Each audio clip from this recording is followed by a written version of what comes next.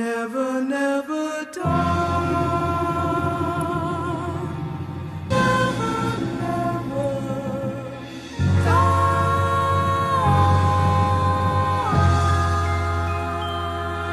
Through all the hardships, we live. From the labor that we suffered down in Egypt, we live. To that day that they boarded us on slave ships. When they invaded borders and they burned our homeland down to ash. Through the pain and the struggle, we live. When they placed iron shackles on our wrists, we live. And they traded wine and shekels for our kids, we live. Through it all, blood, sweat, and tears, year after year, we still live.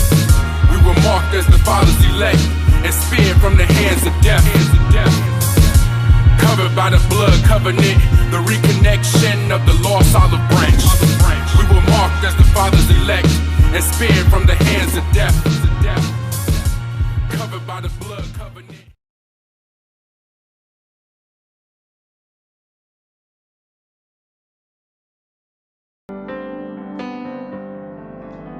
And we say, there's none like you. There's none like you. In all the earth we say, there's none like you. There's none like you. Come on, you tell them. We say, Lord, there's none like you. There's none like you. None like you in all the earth, Abba. So, Father, would you once again, would you touch the center of our hearts and cause us to hunger for you? Not the things of the world, not tradition, not religion, but just you.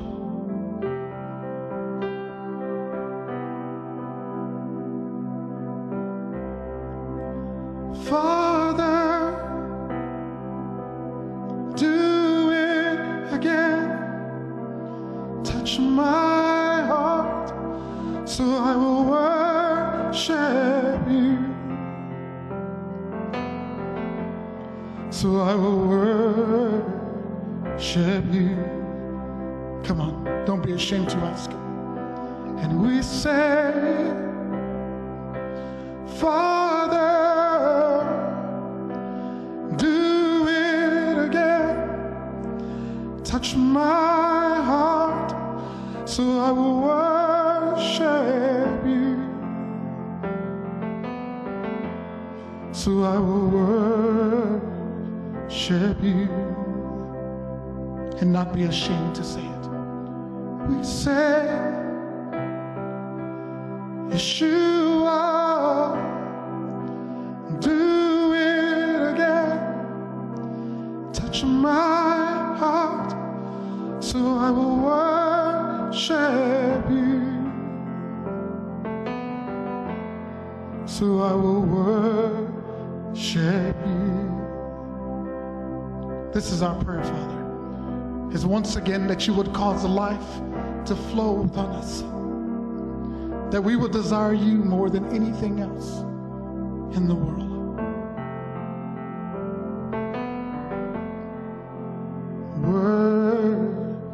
Worship you. Come on, one more time, you ask him. We say, Father, do it again. Touch my heart so I will worship you. So I will worship you.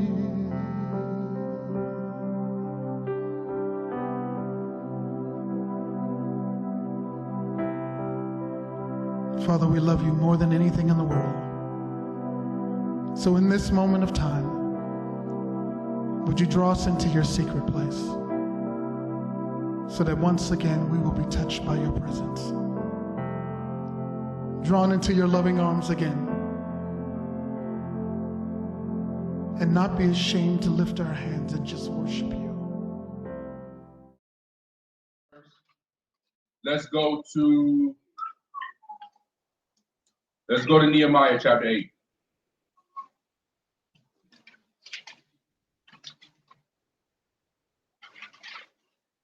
I really want to drive this point home.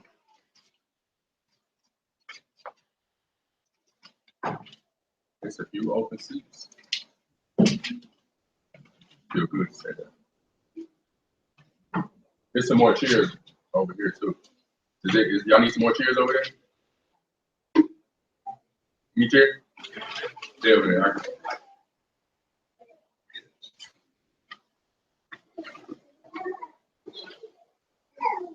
So I'll wait till y'all get y'all seat.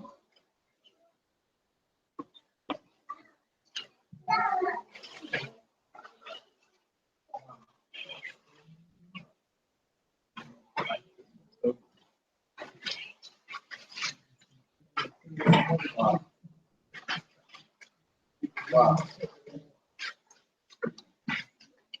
That's BJ. I don't know who coached him. That's George.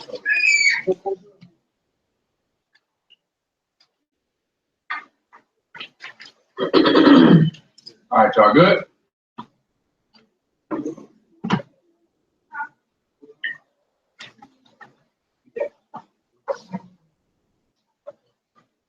All right, Nehemiah chapter 8 and verse 1. Nehemiah chapter 8 and verse 1. And all the people gathered themselves together as one man into the street that was before the water gate. And they spake unto Ezra the scribe to bring the book of the law of Moshe, which Yahuwah had commanded to Israel. So we see right here that people were on one accord. It says they spoke. It says they gathered as one man into the street. So they were on one accord. Continue. And Ezra the priest brought the law before the congregation, both of men and women, and all that could hear with understanding, upon the first day of the 7th month. And he read therein before the street that was before the water gate from the morning until midday, before the men and the women, and those that could understand. And the ears of all the people were attentive unto the book of the law. So it says the ears of the people were attentive unto the book of the law, but Ezra read from the book from morning until midday, before all the men and the women and all who could understand. So we got to understand. So we have to get understanding from this law. It's not just about reading it, but we read and expound so that we all can understand what the book is saying, so we can be doers of the law, not just hearers only, but doers. Verse 5. Verse 5. And Ezra opened the book in the sight of all the people, for he was above all the people. And when he opened it, all the people stood up. Verse 8. And Ezra blessed Yahuwah, the great Elohim. Verse 8. So they read in the book of the law of Elohim distinctly, and gave the sense, and caused them to understand the reading. So it says that they gave the sense of the law, or they made sense. They broke it down. They expounded so they could. So it caused everybody to understand what was being read. Because if you are just, I'm not sure what kind of experience that you have with the scriptures, but when you first new to reading, sometimes it's difficult to understand what's being said. You may not know the history behind it. You may not know the setting, the context. So that's what we're going to do today. We're going to break it down and give you the understanding of what the book is actually saying. So let's go to Genesis, the 13th chapter.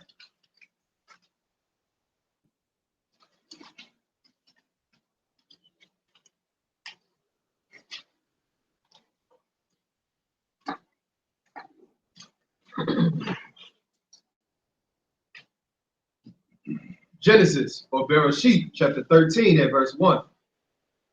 And Abraham went up out of Egypt, he and his wife, and all that he had, and Lot with him into the south. Okay, so y'all know how I do. The lesson is going to be very interactive. I'm going to ask questions. I'm going to expect answers. I want people to put the thinking cap on. We're going to use our heads today. We're going to see where y'all heads been at as far as learning this law. So my very first question is, Why was Abraham in Egypt?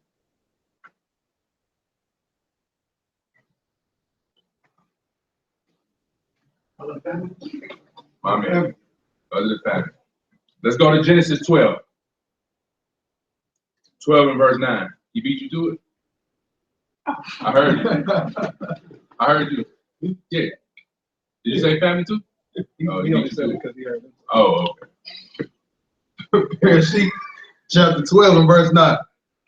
And Abram journeyed, going on towards the south. So we understand that at this point, Abram was dwelling north of Egypt, right?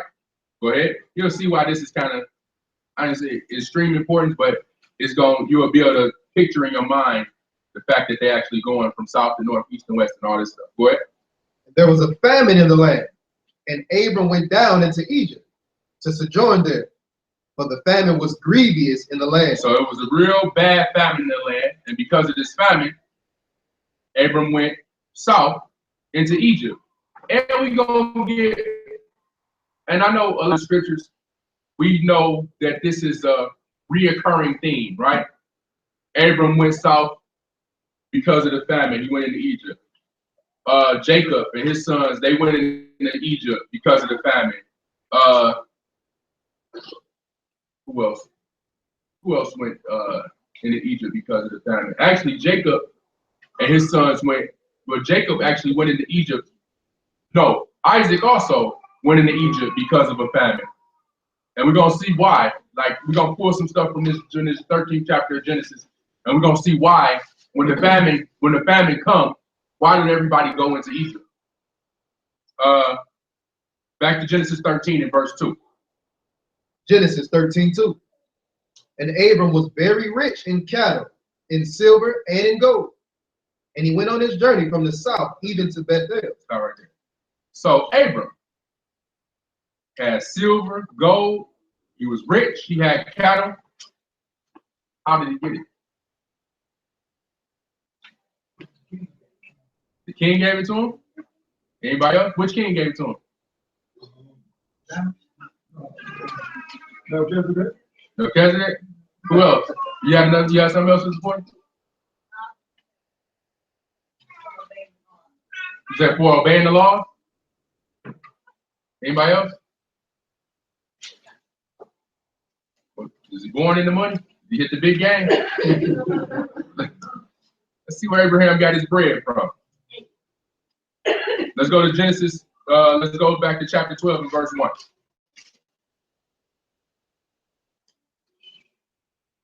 Bereshit, chapter 12 and verse 1. Now Yahuwah had said unto Abram, get you out of your country, and from your kindred, and from your father's house, unto a land that I will show you. And I will make of you a great nation, and I will increase you, and make your name great, and you shall be a blessing. Okay, so that kind of covered what you said, right? Okay, but there's more to it. Keep going. And I will increase them that increase you, curse them that curse you, and in you shall all families of the earth be increased. So Abram departed, as Yahuwah had spoken unto him, and Lot went with him.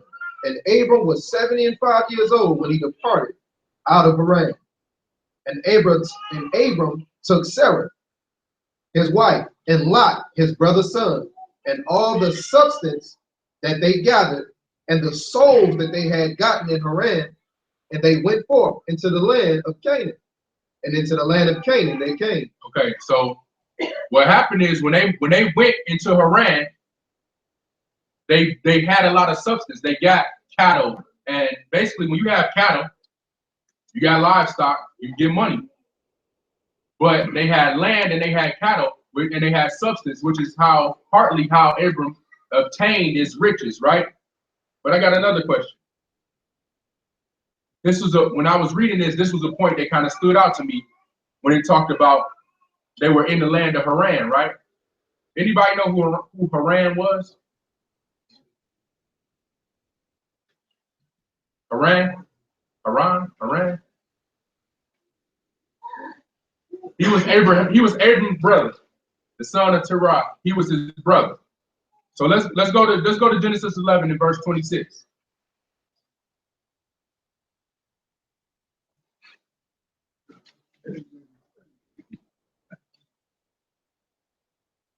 Genesis 11:26. And Terah lived 70 years and begat Abram, Nahor, and Haran. So the father is Terah. He had 3 sons. Abram, my bad. He had 3 sons. Abram, Nahor, and Haran. Go ahead.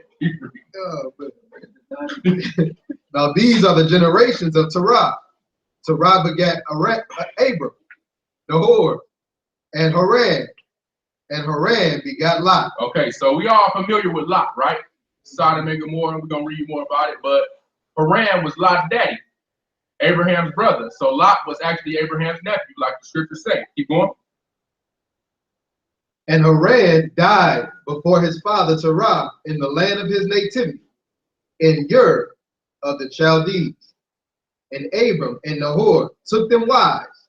The name of Abram's wife was Sarah, and the name of Nahor's wife, Milcah. That's good. Jump down to verse. Matter of fact, let's revisit that verse 28. So Haran died. That's pretty much, he died right there. They lived in Ur of the Chaldees. That was the city that they lived in. And Haran died. So then verse 31. And Terah took Abram his son, and Lot the son of Haran, his son's son, and Sarah his daughter-in-law, his son Abram's wife. And they went forth with them from Ur of Chaldees to go into the land of Canaan. And they came unto Haran and dwelt there. Okay. So if Haran died in Ur, how was the name of this place that they went called Haran? If Haran died when they was in Ur, the land that they traveled to when they went into Canaan, why was it called Haran? How could it be called Haran if Haran actually died before they left?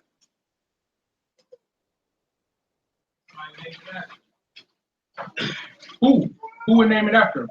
Maybe he was named after him.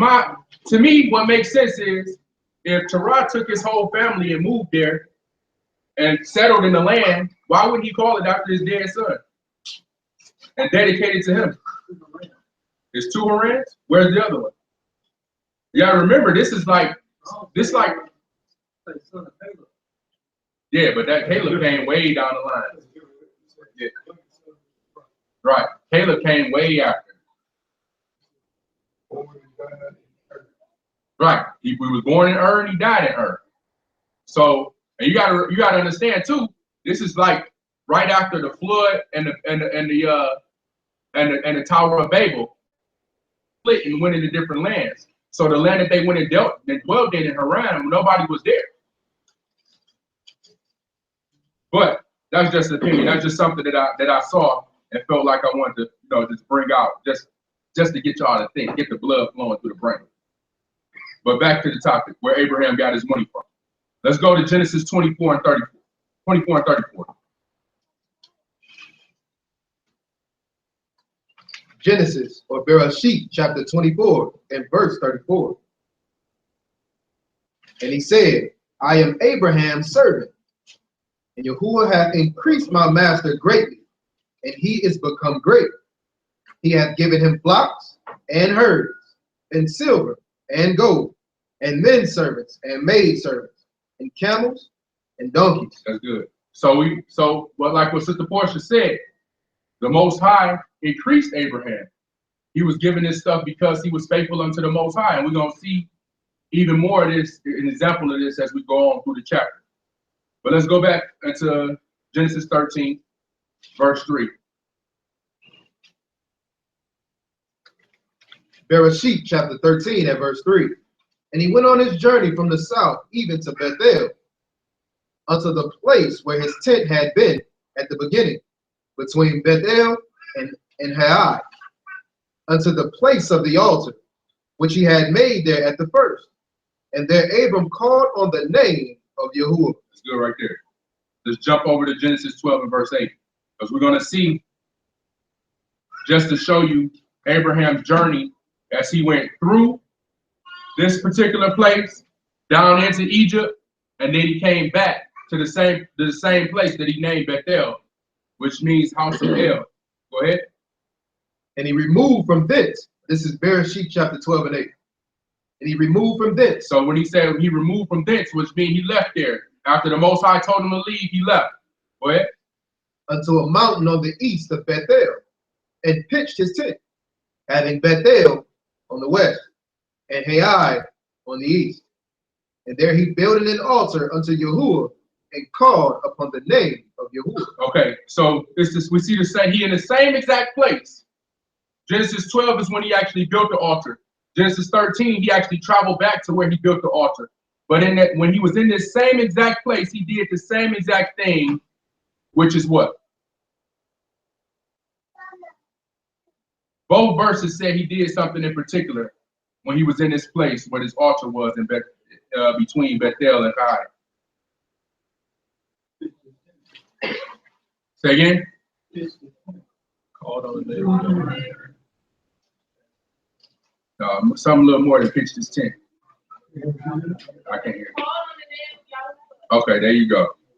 So, Got to speak up a little he bit. called on the name of Yah when he was there in both places. So, what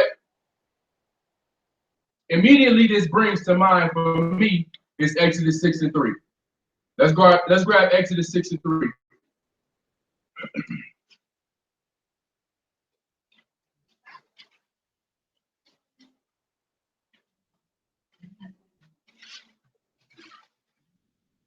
Some of you may have heard this before, for some it might be the first time.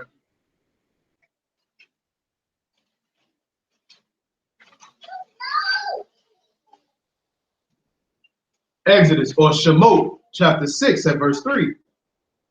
And I appeared unto Abraham, unto Isaac, and unto Jacob by the name of Elohim Almighty. But by my name, Yahuwah, was I not known to them.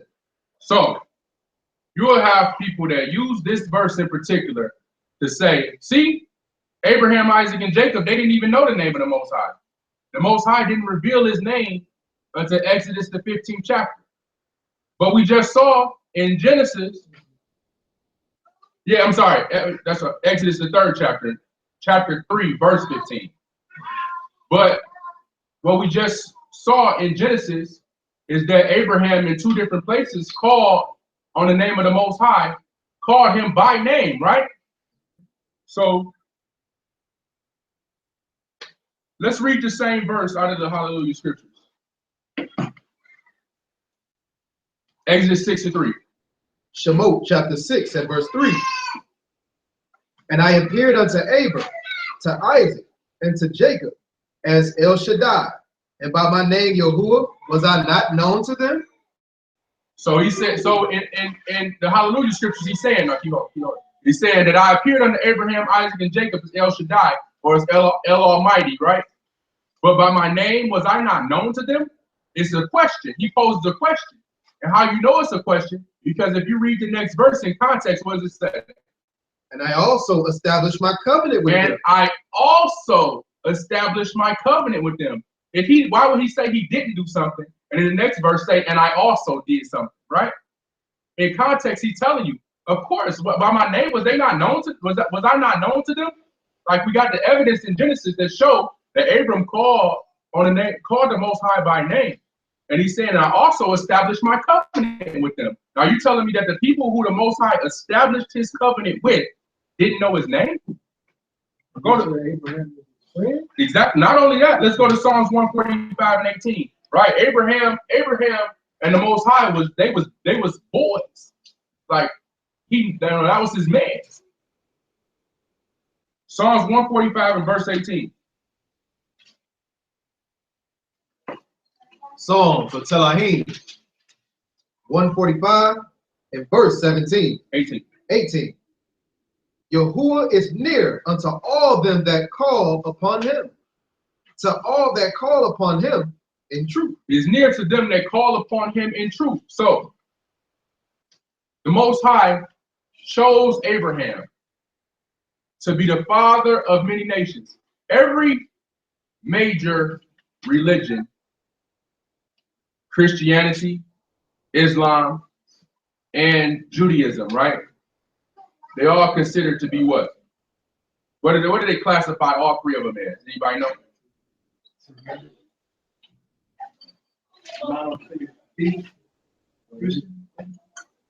Abrahamic religions. They'll say they're all Abrahamic religions.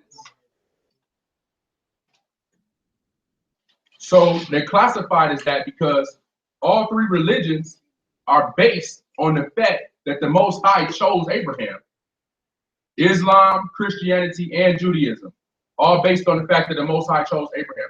So from the biblical perspective, the Most High chose Abraham to be basically like every one of his descendants, like rose to greatness. Like everybody who was great in the Bible was a descendant of Abraham. That's an undeniable fact. How would he not know his name? Like you said, they was friends. They spoke, you know, he told Abraham, get up and come, I'm going to increase your seed. There's no way he wouldn't know his name. So the clear and concise point would have to be that verse Exodus 6:3 had to be taken out of context, even in the translation. But let's go back to Genesis chapter 13.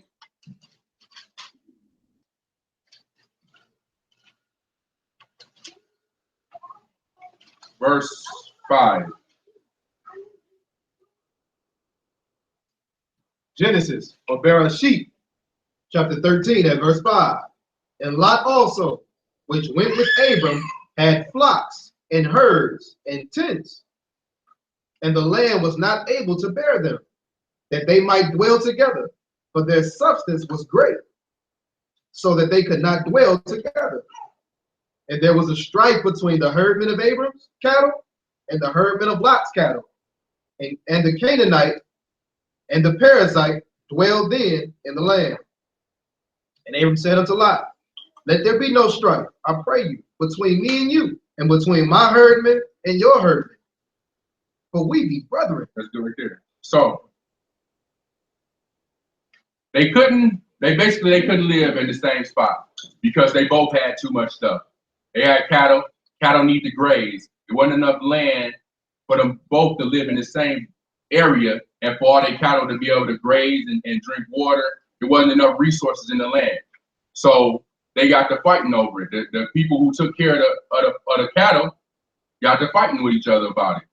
But it was contention. So Abram like, yo, you know what I'm saying? We ain't got to fight over this. Like, you know, we brothers, we shouldn't be fighting. My people shouldn't be fighting with your people. Like, we shouldn't be doing this. So, question. Is there any place else where something very similar took place?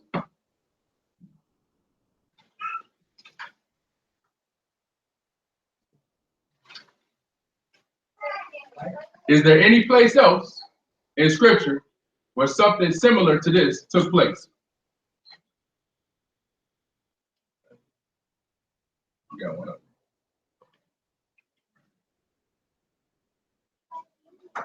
Anybody know? Anybody just want to guess? Two brothers with a lot of stuff couldn't live together? Nah.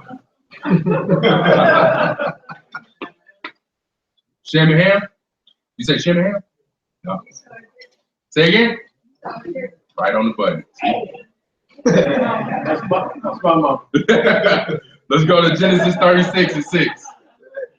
She quiet.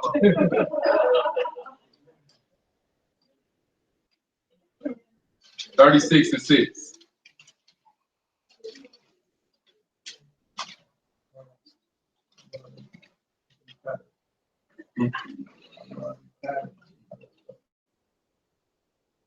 Bereshit chapter 36 and verse 6.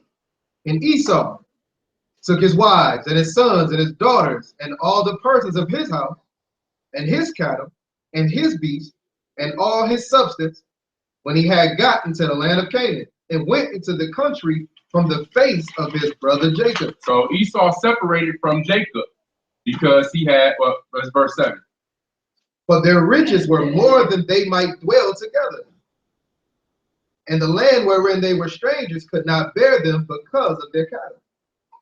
Verse 8, just for kids. Thus dwell Esau in Mount Seir. Esau is Edom. Okay. Mount Seir. Come here. Europe. They said Colorado. Okay, so we see here same situation with Jacob and Esau. They had too much substance. They had too many riches, and they couldn't share the land. And notice how it says the land in which they were strangers. They were strangers actually in the land of Canaan. When Isaac and Jacob, then they came into the land of Canaan, they were strangers in that land. So he says Esau ended up leaving and going into Mount Seir because they had too much stuff. Let's go back to Genesis 13.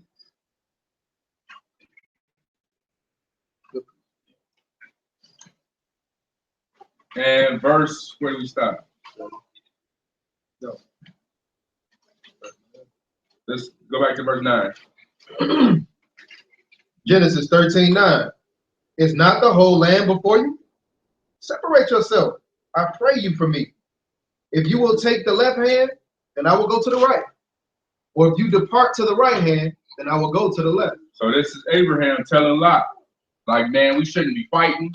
It's enough land out here for all of us. He like, look, you see all this land before us? If you go over there, I go over there. If you want over there, I go over there. Just choose a spot, go someplace. Go ahead.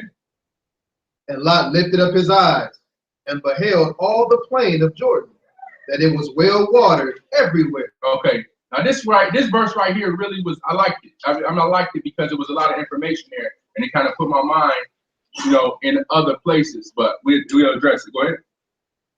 And Lot lifted up his eyes and beheld all the plain of Jordan, that it was well watered everywhere, before Yahuwah destroyed Sodom and Gomorrah, even as the garden of Yahuwah, like the land of Egypt, as you come unto Zoar. Go ahead. Then Lot chose him all the plain of Jordan, and Lot journeyed east, and they separated themselves the one from the other. Abram dwelled in the land of Canaan, and Lot dwelled in the cities of the plain, and pitched his tent towards Sodom. But the men of Sodom were wicked and sinners before Yahuwah exceedingly. Okay, that's good. But so that verse 10, right? Read verse 10 for us again. And Lot lifted up his eyes and beheld the plain of Jordan, that it was well watered everywhere. That it was well watered everywhere, right? So water was good, because if it's a lot of water, the grass is growing, the flocks can drink. A well-watered area is A1. Go ahead. Before Yahuwah destroyed Sodom and Gomorrah. Why is that there? But after that, it wouldn't work. But why is it there? Like, why is it there? Like, why would that have to be there? Say again?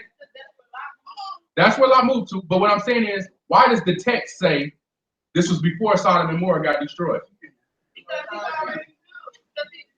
Because what? Hold on. Who said who already knew? Who? No? What you got for me, bro?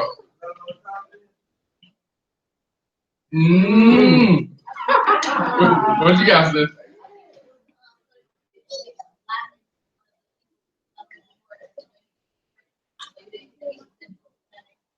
No, okay, let me.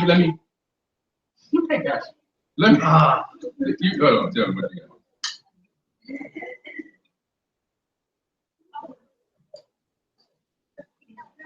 No.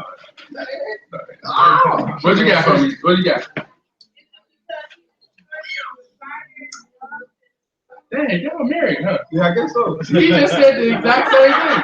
Like the exact same thing. That's crazy. Salute. But no, that's not it. Okay, so first, who wrote Genesis? Oh, When did he write it? Half. Right. get that. So he writing it and he reading it to people who didn't know this. Like, as far as these people was concerned, Sodom and Gomorrah had already been like, it never was nothing else. They just know when you go through that plain, it's desolate. So that's why he was like, yo. So Lot looked over the plain of Jordan and it was well watered. Like, it was watered to the point where he compared it to the garden. He compared it to the garden, like it was like that. And you know, the garden had 5 rivers running through it. It was like the greatest place on earth, right? So he compared it to the garden, and not only the garden, where else he compared it to? Where? So why, when there's a famine in the land, why would people go to Egypt? Exactly, because Egypt was like that. It was a well-watered, sort of like to the point where they compared it to the garden. So that when it was famine over here, you know, we can always just stroll down and go to Egypt because it's popping down there. It stayed watered down there. We can do our thing. It's green, you know, we A1. Good. Did they have to say? No. So so Moses, when he writing this, like I said, that's all the people ever knew. So it's just like somebody telling you a story, like yeah, you know, we used to hang out, like say we riding down 75, right? Is it 75? 75, I think. Where was Black Bottom? 75. 70, okay. Say we riding down 75, and they like, man, we used to hang out down here. This was the best area in the city, and you like, it's a freeway. And you gotta be like, well, this was before the freeway was here. Before 75 ran through here, this was the most lucrative spot in the whole city. It was businesses popping. It was clubs popping. Like, this is where, you know, we made the city. You know what I mean? Similar. So he had to let the people know who didn't know Sodom and Gomorrah was anything but a desolate area, that at one point in time, Sodom and Gomorrah was like, this place was A1. Why you think Lot chose it? You know what I mean?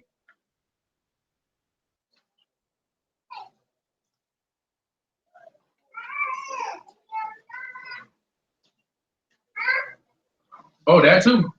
That too. The fact that this place was well watered like a garden, that it was like the Most High pretty much dried it up and made it desolate like that by raining fire and brimstone from Shamayim, right?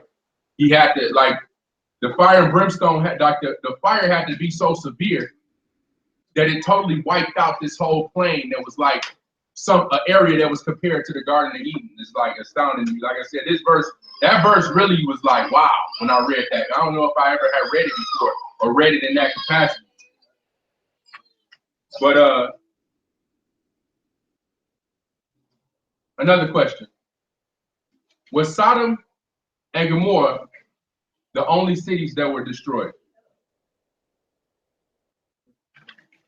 Huh? Huh? No. I see heads shaking out here. Huh? There was 5 cities? Hey, name 2 of the 5. All right. So yeah, it was more than just Sodom and Gomorrah that was destroyed at the time. It was actually 5 cities. Let's go to Genesis 14 and verse 2.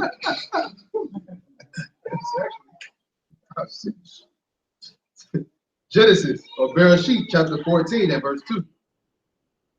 These made war with Barak, king of Sodom, and with Bershah, king of Gomorrah, Shenab, king of Admah, and Shember, king of Zeboim, and the king of Bela, which is Zoar. And all these were joined together in the Vale of Siddim, which is the salt, which is in the Salt Sea. Which is the Salt Sea. And the Vale of the Valley of Siddim, which is the Salt Sea. So all 5 of these cities was together. Now it was a war popping off. This king in in chapter 14 and verse 1. Shedor Laomer, the king of Elam. He was the king of Elam, but basically he ruled that area. And so these 5 cities, they got tired of him. Read verse 4. Verse 4. 12 years they served Chedorlaomer, and in the 13th year they rebelled. So they rebelled against this king, the king of Elam, right? These 5 cities was together. Jump down to verse 10. Verse 10. And the vale of Siddim was full of slime pits, and the kings of Sodom and Gomorrah fled and fell there, and they that remained fled to the mountain. And they took all the goods of Sodom and Gomorrah and all their victuals and went their way. And they took Lot, Abram's brother's son, who dwelt in Sodom, and his goods, and departed. So this king, Chedorlaomer, who was the king of Elam, when they tried to rebel against him, he smashed out these 5 cities, the 5 kings. They came and took everything. They took Lot. They ramshacked it. So Abraham was the man, right? Abraham was the man, and somebody escaped. Somebody escaped and came to him like, Abraham, they got Lot, bro. And he like, what? They got Lot? Verse 14. Verse 14. And when Abram heard that his brother was taken captive, he armed his trained servants, born in his own house, 318, and pursued them unto Dan. Verse 16. And he brought back all the goods, and also brought again his brother Lot, and his goods, and the women also, and the people. So Abraham went down, he armed his people. He like, look, they got my bro, we got to go get him back. So he not only did he smash out the king, he smashed out the king of Elam, but he brought back all the goods, the people, the women, Lot, and all his stuff too. Verse 21. Verse 21. And the king of Sodom said unto Abram, give me the persons, and take the goods to yourself. So the king of Sodom was like, yo, just give me the people, and all the stuff that you got back, keep it. What did Abram say?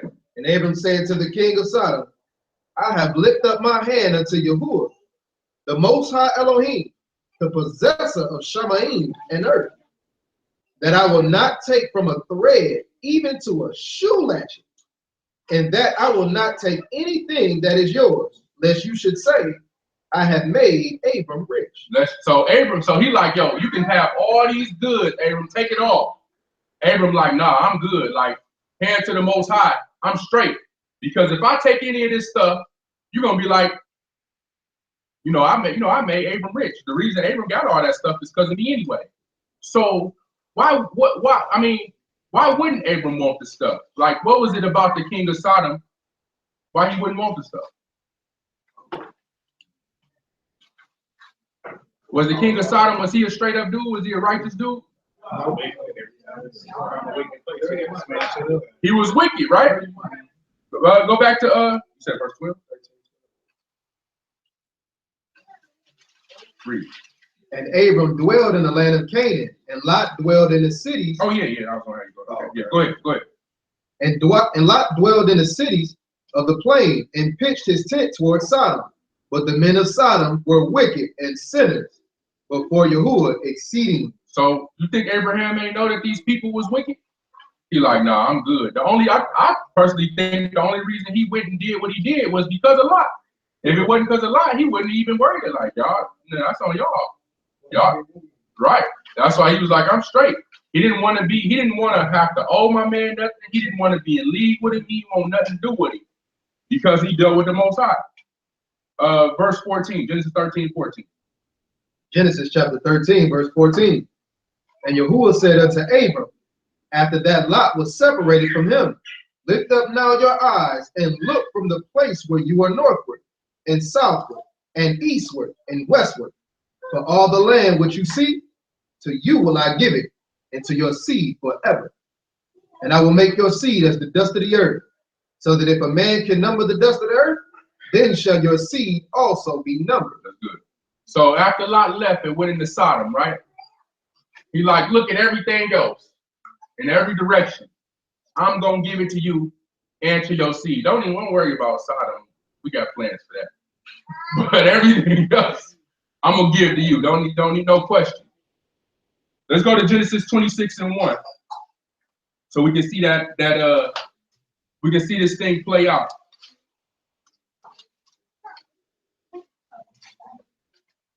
Bereshit, chapter 26 at verse 1. And there was a famine in the land. Uh-oh, there we go, a famine again. What happened? Beside the first famine that was in the days of Abraham. And Isaac went unto Abimelech, king of the Philistines, unto Gerar.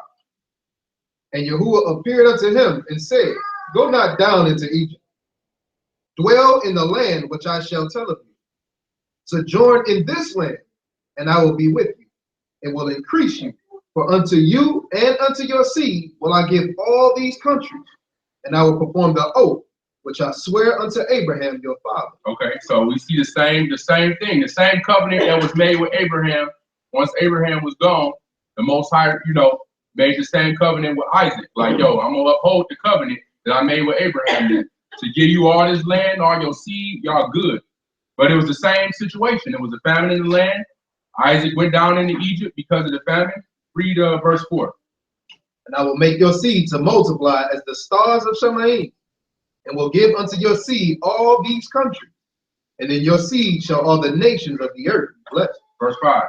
Because that Abraham obeyed my voice and kept my charge, my commandments, my statutes, and my law. So back to what Sister Portia said in the very beginning, because Abraham was obedient to the Most High. But you see, in both situations, famine in the land, go down into Egypt. Who didn't go? No, Isaac went. He said what? Verse 2. Oh, my bad. I thought you said go down into Egypt. My bad.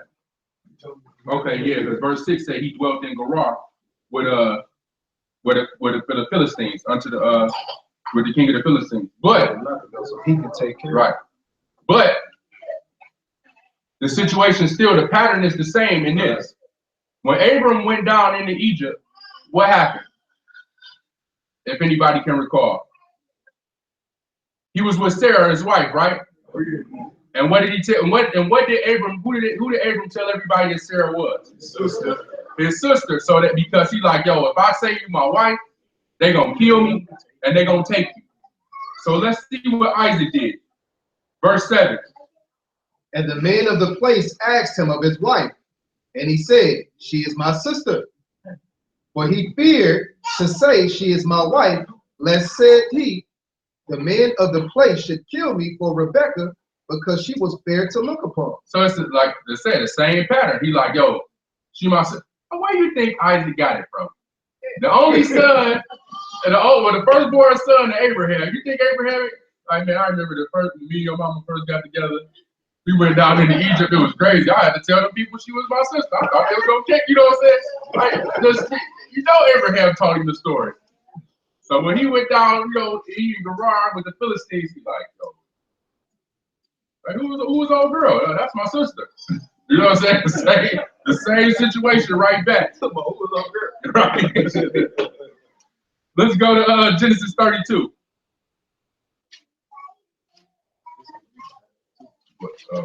Sister? 32 and verse 1. Bereshit chapter 32 at verse 1. And Jacob went on his way, and the Malachim of Elohim met him. And when he said, This is Elohim's host, and he called the name of that place Mahanaim. And Jacob sent messengers before him to Esau his brother unto the land of Seir, the country of Edom. That's right. Jump down to verse 12. Verse 12. And you said, I will surely do you good, and make your seed as the sands of the sea, which cannot be numbered for multitude. Let's go right there. So we see the same situation, the same covenant that was upheld, that was made with Abraham, upheld with Isaac, upheld with Jacob, even all the way down through, that he was going to make his increase the servants because increase his seed because of Abraham, who was the servant of the Most High. Now let's go back and deal with Genesis 13, the last 2 verses, because there's something nice there that I peeped that I hadn't peeped before. 17 and 18. Genesis 13, 17 and 18. Genesis or Bereshit, chapter 13, verse 17. Arise, walk through the land in the length of it and in the breadth of it, for I will give it unto you. Then Abram removed his tent and came and dwelt in the plain of Mamre, which is in Hebron, and built there an altar unto Yahuwah. Okay. So the Most High told him to get up. Now, remember, he already told him, look over the land, look to the left. Look to the east, look to the west, look to the north, look to the south. Like I'm about to give you all of this land. Then he told him, get up and walk through the land. Walk through the length and the breadth being the width of it. Walk up through that way and walk to the side. Walk through this land. Why? Why do you think?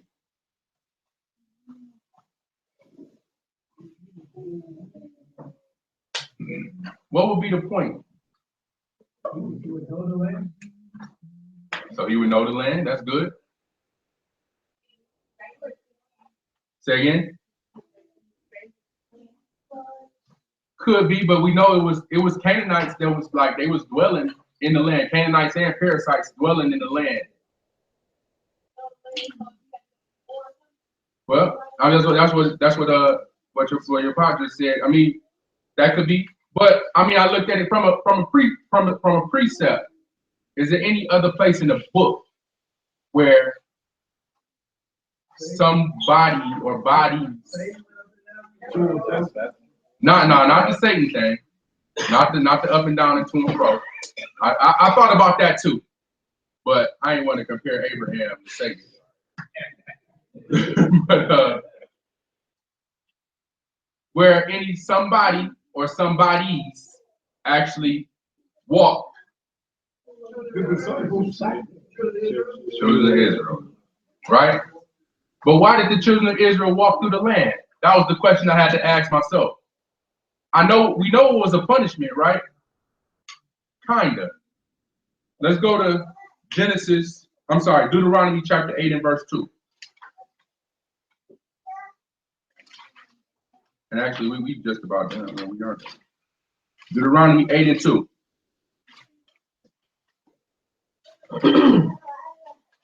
Deuteronomy or Devarim, chapter 8 and verse 2. And Yahuwah shall remember all the way, and you shall remember all the way which Yahuwah your Elohim led you these 40 years in the wilderness, to humble you. I'm sorry. Yeah, go ahead. To prove you, to know what was in your heart, whether you would keep his commandments or no. And he humbled you. You see that? Y'all see that? Read it again. And you shall remember all the way which Yahuwah your Elohim led you these 40 years in the wilderness, to humble you and to prove you, to know what was in your heart, whether you would keep his commandments or no. Whether you would keep his commandments or no. So the Most High told Abraham, like, I'm going to give you all this land. Now get up and walk through it, the whole length of it and the whole width of it. What you think he would have did if Abraham would have been like, man, all the way down there? It's just like, wait, the whole length of it?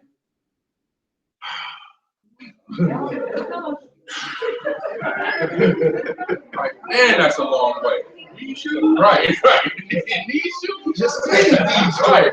Man, I just came from Earth, went down to Egypt, came back from Egypt, and you want me to walk all the way down there?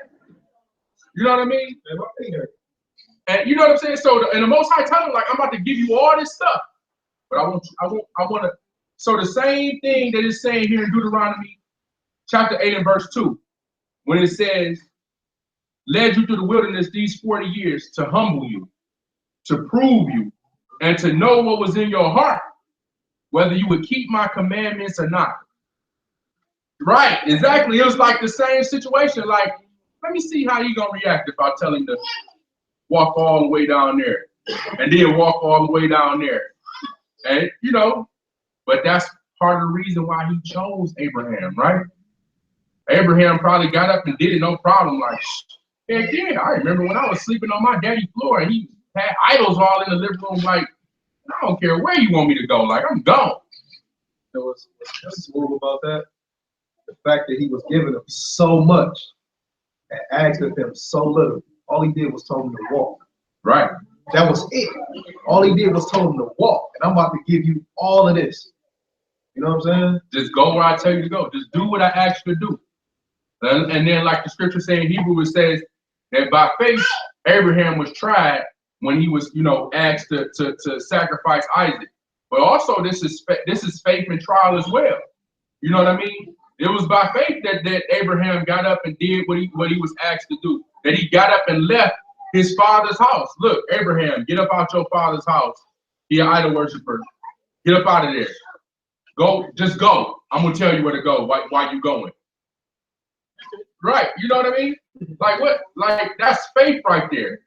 Because he don't know where he going. He can't see where he going. It's just the fact that he heard the word of the Most High that said go. And he went. He didn't say, well, where I'm going? Well, where you want me to go?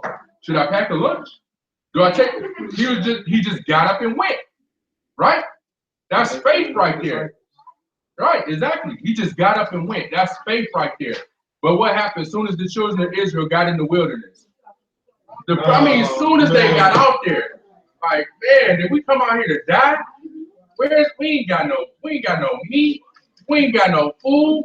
What happened to Moses? Where that dude go? Like, man, Aaron, look, man, make us something to worship, dude, because we've been out here like 10 days already. You know what I'm saying? We've been out here like 10 days already. And what we supposed to do? Man, just make us something to worship. I mean, they wasn't out there no time. They was out there naked, worshiping, partying. He just told Abraham, just get up and go. And mind you, they had just came out of slavery.